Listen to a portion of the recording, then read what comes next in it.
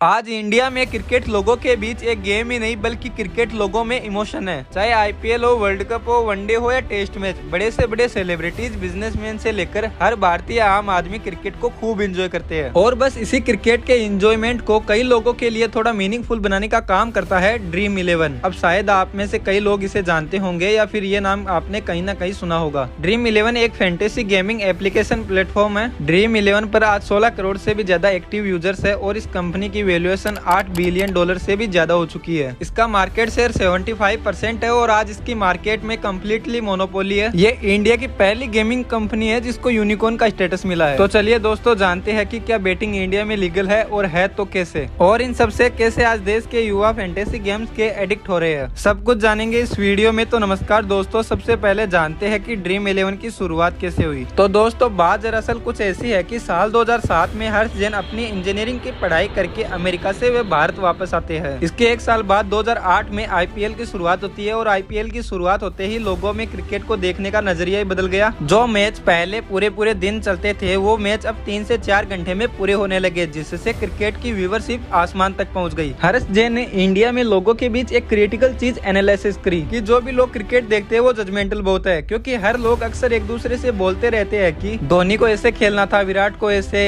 Rohit out न होता तो ये टीम जीत जाती वगैरह वगैरह। अब इन सब के चलते हर्ष जैन को एक आइडिया आया। उन्होंने भारत के मार्केट में एक बहुत बड़ा गैप रियलाइज किया। वो ये देख रहे थे कि यूएस और यूके मार्केट में फैंटेसी गेमिंग का काफी ज्यादा चलन है और वहाँ पर स्पोर्ट्स खेलने वाले लोग करीब 75% फैंटेसी गेम जरूर खेला करते हैं। लेकिन इंडिया में ये आंकड़ा 0 था, क्योंकि इंडिया में कोई भी फैंटेसी गेमिंग का प्लेटफॉर्म नहीं था। और यहीं पर इन्होंने सोचा कि भारत में क्यों ना एक फैंटेसी गेमिंग प्लेटफॉर्म बिल्ड करते हैं। और साल 2008 में उन्होंने ड्रीम 11 की शुरुआत की। ड्रीम 11 शुरुआत में एक फ्री प्लेटफॉर्म था, जहाँ ड्रीम 11 के प्लेटफॉर्म पर जाकर आप टीम बना सकते थे और वर्चुअल कॉइन्स से मैच खेल सकते थे। लेकिन उसमें आप कोई पैसे निकाल नहीं सकते थे और कंपनी के पैसे कमाने का तरीका था कि जब आप उनके प्लेटफॉर्म पर जाते थे तो कंपनी एक एड चलाती थी। उन एड्स से ही कंपनी अपना रेवेन्यू जनरेट करती थी। लेकिन ये तरीका कंपनी का काम नहीं कर रहा था और साल 2012 तक इन्हें कोई बड़ा रिटर्न नहीं मिल रहा था। और अब यहीं से कंपनी ने अपना बिजनेस मॉडल चेंज करने का सोचा, क्योंकि हर्ष ने ये रियलाइज कर लिया था कि इंडिया में पैसे और क्रिकेट का काफी ज्यादा कनेक्शन है, क्योंकि लोग किसी न किसी तरीके से बेटिंग जरूर किया करते हैं, चाहे वो इलीगली क्यों ना हो इंडिया में। और इसीलिए कंपनी ने अपना प्रीमियम मॉडल निकाला, जिसमें आप पैसे लगा भी सकते हैं और निकाल भी सकते हैं। अब इन सबको समझने के लिए हम इनका बिजनेस मॉडल समझते हैं। Dream 11 prize pool commission model operate करती है। जितने भी यूजर्स इनके प्लेटफॉर्म पर गेम खेलते हैं उन सारे यूजर्स को एक एंट्री फीस देनी पड़ती है, जिस एंट्री फीस के बदले इन्हें 100 क्रेडिट्स मिलती है। इन क्रेडिट्स का यूज करके ये लोग अपनी एक टीम फॉर्म कर सकते हैं, जिस टीम के जीतने या हारने पर इन लोगों को प्राइज मनी मिलता है। ऑन एग्जाम्पल, ड्रीम 11 के अंदर एक मैच चल रहा है जिसके अंदर 1 लाख टीम्स है, यानी कि अब 1 लाख लोग इस गेम को खेल सकते हैं। अब यहाँ पर हर एक खेलने वाला व्यक्ति 99 रुपए की एंट्री फीस देगा, यानी कि कंपनी का टोटल रेवेन्यू हुआ 99 लाख रुपीज। अब मैच खेला जाता है, कंप्लीट होता है, जिसके बाद रिजल्ट्स की अनाउंसमेंट होती है और जिसके बाद प्राइज मनी पूल बनता है, यानी कि 99 लाख रुपीज कंपनी ने कलेक्ट करे हैं, जिसमें से 80 to 85% मनी कंपनी वापस लोगों में डिस्ट्रीब्यूट कर देती है एज प्राइज मनी।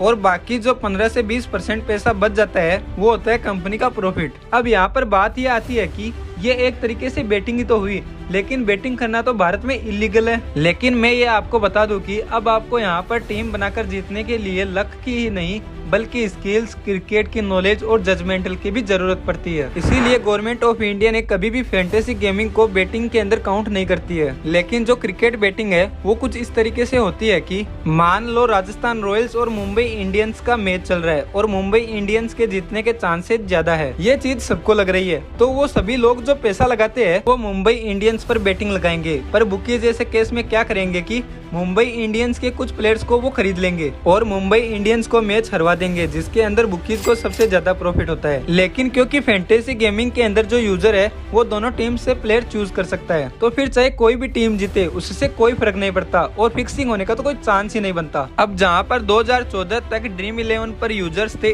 1 मिलियन, 2016 में जाकर हुए ये 2 मिलियन, लेकिन सिर्फ 2 ही सालों में साल 2018 में ये हो गए 45 मिलियन यूजर्स, यानी लगभग 4.5 करोड़ यूजर्स। और 2019 आते आते इनका रेवेन्यू था 2000 करोड़ रुपए और इंडिया की ये पहली गेमिंग कंपनी थी जिसको यूनिकॉर्न का स्टेटस मिला। और साथ ही ड्रीम 11 का आज यूजर बेस इतना मजबूत है कि कंपनी का प्रॉफिट हर साल बढ़ता जा रहा है। आज ड्रीम 11 दुनिया की सबसे बड़ी क्रिकेट लीग IPL को भी स्पॉन्सर कर रही है। Former BCCI president Sourav Ganguly से लेकर इंडियन क्रिकेट टीम के ऑलमोस्ट सारे प्लेयर्स आज ड्रीम 11 जैसी फैंटेसी गेमिंग एप्स को प्रमोट कर रहे हैं। अब इन सब के बाद हमारे दिमाग में ये सवाल आता है कि क्यों ये कंपनी इतना ग्रो कर रही है। तो इसका पहला कारण है हाईली एडिक्टिव। आपको इसकी आदत लग जाती है। अब आदत कैसे लगेगी? मान लो आपने एक बार टीम लगाई और आप जीत गए। आपने 50 रुपए लगाए और 200 रुपए जीत लिए। अब आप सोचेंगे कि बस 3 से 4 घंटे में मैंने अपने पैसे 3 गुने कर लिए। हाँ, बस मैं ही हूँ, मुझे खेलना आता है और जीतना भी आता है, मैं आज भी जीता हूँ और कल भी जीतूंगा। और अगर आप हार गए तो कहेंगे अरे 50 रुपए ही तो है, लगता है मैंने ये गलती की है, आज गलती की है, अब समझ आ गया, कल जीतूंगा और ये 50 रुपए वापस लाऊंगा। और फिर कल भी हार गए तो कहेंगे अरे 100 रुपए ही तो हारा हूँ, क्या ही फर्क पड़ेगा, कल लगाऊंगा 200 लेकर आऊंगा। फिर लगाते हैं और 200 रुपए जीत भी जाते हैं। तो ऐसे करके इसकी आदत लग जाती है। तभी आप देखेंगे कि जब भी ड्रीम 11 का एड आता है तो डिस्क्लेमर आता है कि भैया इसकी आदत लग सकती है, कृपया सावधानी बरतें। इसके बाद दूसरा कारण है low entry fee and get big rewards. अब आप जब भी ड्रीम 11 के अंदर टीम बनाते हो तो ड्रीम 11 अपने फर्स्ट एंड सेकंड विनर के लिए बेस्ट प्राइज मनी रिवॉर्ड्स रखता है। फर्स्ट के लिए 2 करोड़ रुपए और सेकंड के लिए 1 करोड़ रुपए। तो आपको लगेगा कि सिर्फ 50-100 रुपए ही तो लगाने हैं,